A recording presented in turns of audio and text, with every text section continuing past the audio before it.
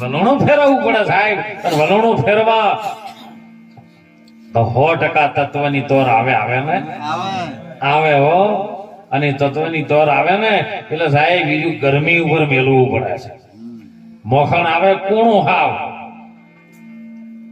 પણ અગ્નિ ઉપર તપાવો ને તો એમાંથી એ સા હોય એટલી કડે પટ પરપોટાતો હોય અને નીકળી જાય પછી.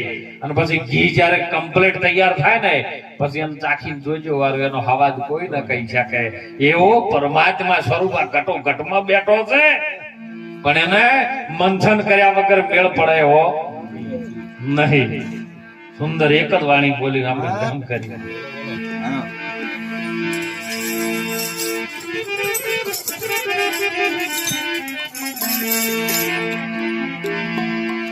અરે બાબો મનુષ્ય